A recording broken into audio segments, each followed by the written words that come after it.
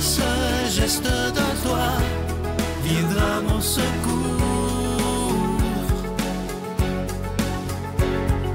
Viens semer dans mon âme le grain de l'amour. Je traverse un désert et je meurs de soif. Montre-moi le mystère qui garde la foi.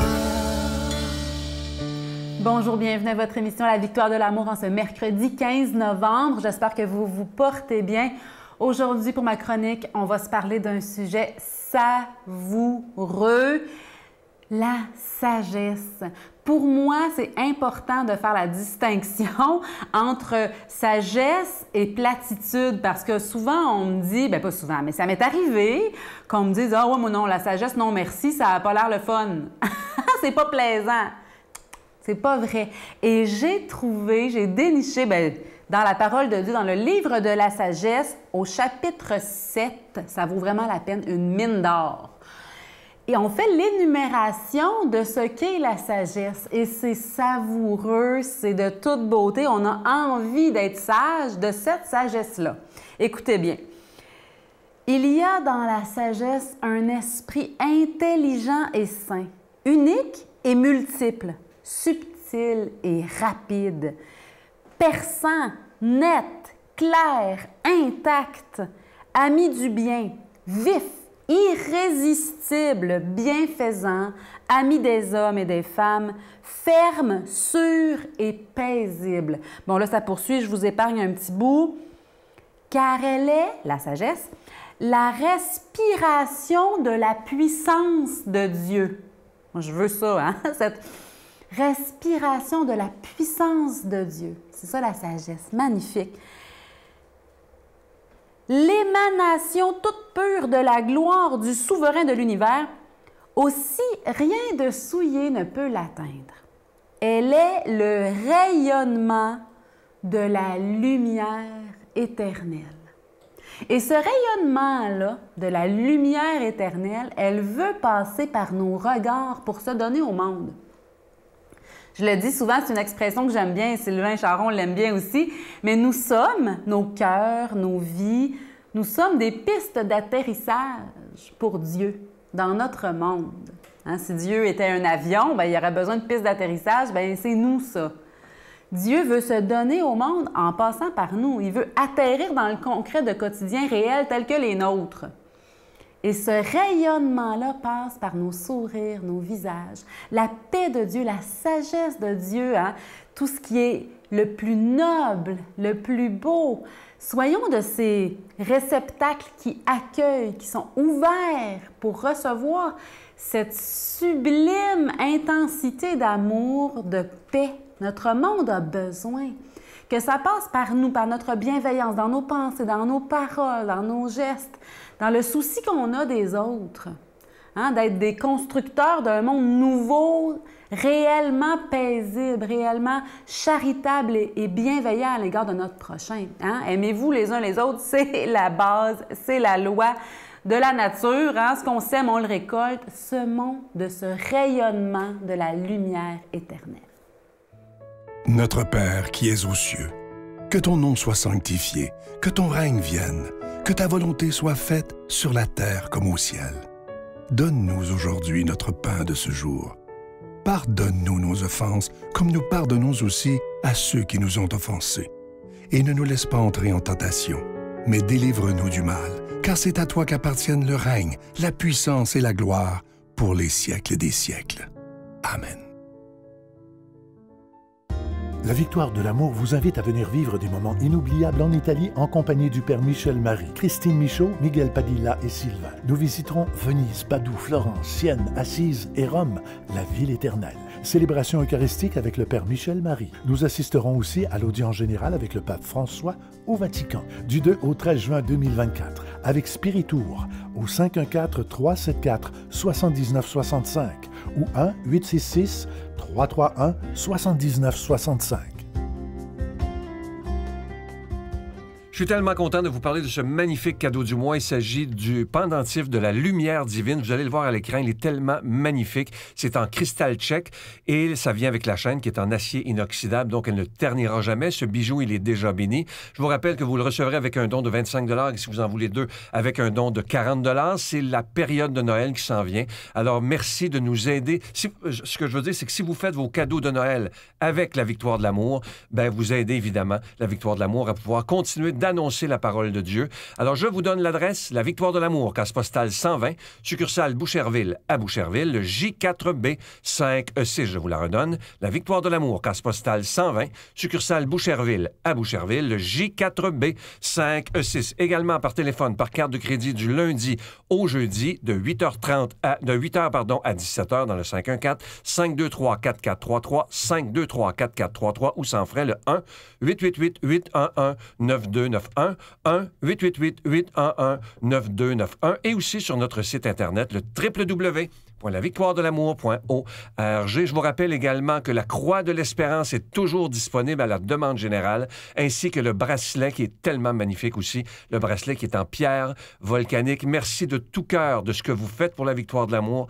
Merci de votre grande générosité et merci aussi de nous porter dans votre prière. Parce que vous savez que sans vous, cette émission-là ne pourrait pas exister. Mais tous ensemble, si on décide de se donner la main, de serrer les coudes, nous pouvons être là encore pour des dizaines et des dizaines d'années. Je vous remercie de tout mon cœur, de votre don et aussi de votre prière.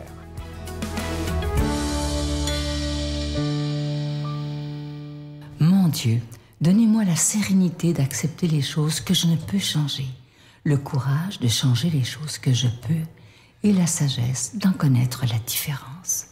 Amen. On rejoint maintenant Luc Faneuf qui va nous commenter l'Évangile d'aujourd'hui.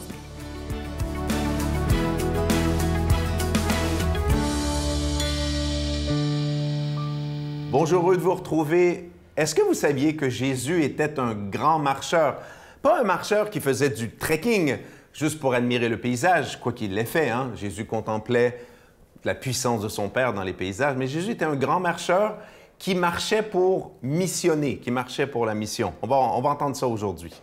Donc, demandons à l'Esprit Saint, qui justement nous habite depuis notre baptême par la prière et qui nous pousse à aller vers les autres, de venir dans notre cœur afin de recevoir cette parole et de lui faire porter du fruit dans notre vie. Jésus, marchant vers Jérusalem, traversait la Samarie et la Galilée.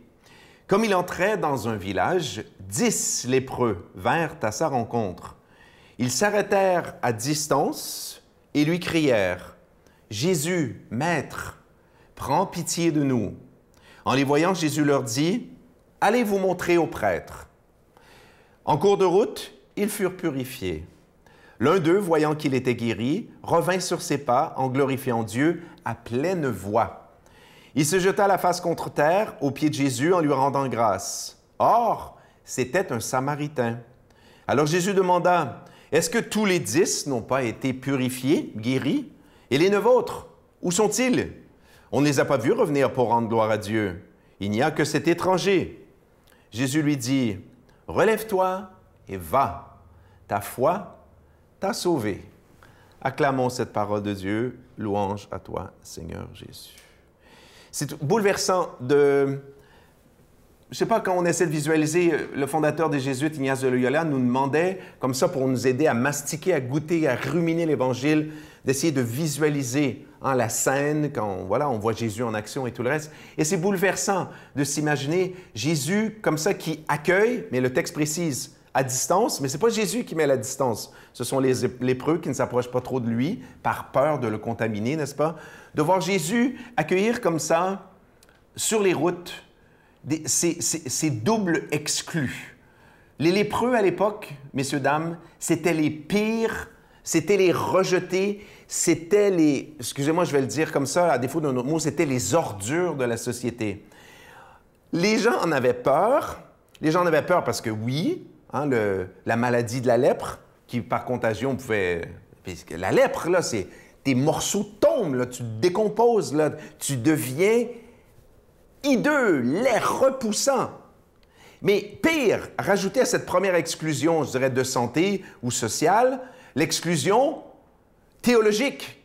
Ah, les grands smats, chefs des prêtres et compagnie, dans leur théologie, disaient que s'ils étaient comme ça, lépreux, c'était parce qu'ils avaient fait de graves péchés. Donc, c'était une punition de Dieu. Imaginez comment ces pauvres lépreux. Or, Jésus, plein de compassion, toutes les fois qu'un lépreux, avec foi, va s'approcher de lui, ce lépreux va être guéri. Et là, c'est étonnant, regardez. Maître, prends pitié de nous. Et Jésus leur dit même pas, je le veux, soyez guéris. En d'autres occasions, peut-être qu'il l'a fait. Va te montrer au prêtre. Dans la prescription rituelle de l'époque, un lépreux qui guérissait, là, cette fois-ci par l'action de Jésus, mais des fois, il guérissait tout seul, par des soins, devait aller faire constater leur guérison par le prêtre. Et là, le prêtre, au temple, ça leur signait leur autorisation de réintégration de la vie sociale, n'est-ce pas? Donc, Jésus passe littéralement, voilà, t'as foi en moi, t'es guéri, ils furent purifiés. Ce qui est intéressant de savoir, c'est que, je tiens à le rappeler parce que je l'ai dit en début de commentaire, est-ce que vous savez que Jésus, parce que c'est documenté d'après la mystique que je lis beaucoup, qui s'appelle Maria Valtorta, qui est reconnue par l'Église, que Jésus pouvait marcher des étapes de 20 à 30 km par jour. Évidemment pas tous les jours. Évidemment qu'il s'arrêtait pendant la période où le soleil tapait l'équivalent d'un 40 degrés. Donc souvent, il marchait de soir, surtout les pleines lunes, même de nuit. Mais Jésus marchait de 20 à 30 km par étape avec son groupe d'apôtres et des fois le groupe de tous les disciples, y compris les femmes. Dans ce cas-là, il y a des étapes qui étaient un petit peu plus courtes. Donc Jésus vraiment se promenait comme ça à travers toute la Galilée et ce sont des milliers de personnes, puis plusieurs centaines, selon Valtorta, c'est 600, 700 personnes très, très proches minimum que Jésus a rencontrées, à qui Jésus a parlé. Donc Jésus se rend disponible et comme aujourd'hui, la victoire de l'amour permet de... Nous, on fait beaucoup plus que 20-30 km en nous adressant à vous grâce au miracle de la technologie qui nous permet de vous rejoindre partout dans le monde. Et en cela, j'espère que Jésus bénit un peu mon travail. Donc, retenons cette parole. J'ai foi en toi. Donc, Jésus, Maître, prends pitié de nous. Et cette phrase absolument bouleversante parce qu'aujourd'hui, qui croit encore que Jésus peut faire quelque chose pour lui et pour elle? Et pourtant, Jésus nous rappelle, aujourd'hui, ta foi t'a sauvé. Si vous ne demandez rien à Jésus, si vous n'avez pas la foi en lui, il ne se passera pas grand-chose. Mais nous, non, c'est pas vrai, il va se passer quelque chose. Demandons à Dieu de nous bénir, lui qui est Père, Fils, Saint-Esprit.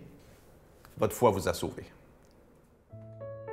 Je vous salue Marie, pleine de grâce. Le Seigneur est avec vous.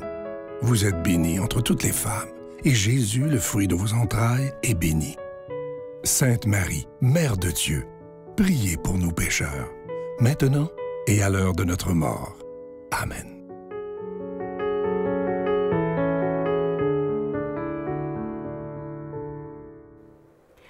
Je vous parlais dans ma chronique d'aujourd'hui que la sagesse de Dieu est le rayonnement de la lumière éternelle. Et en ce mois de novembre, la Victoire de l'amour vous offre en échange de vos dons ce magnifique pendentif de la lumière divine. Donc, c'est un autre beau moyen de se rappeler qu'on porte en nous ce rayonnement de la lumière éternelle de Dieu, cette sagesse qui veut nous habiter. Et c'est aussi une forme de sagesse que de soutenir la victoire de l'amour par vos dons, votre générosité. Vraiment, vous faites une différence en ces temps troublés de notre monde. On a besoin de votre soutien pour continuer d'annoncer la bonne nouvelle à la télévision et sur les réseaux sociaux. On a besoin de votre soutien, de votre générosité pour porter cette lumière divine partout où nous sommes. Merci pour votre générosité. Bonne journée. J'entends son violon qui joue des airs d'autrefois pour moi. J'entends son violon partout. Moi, je veux le voir, c'est un rendez-vous que je veux. L'amour a pris son temps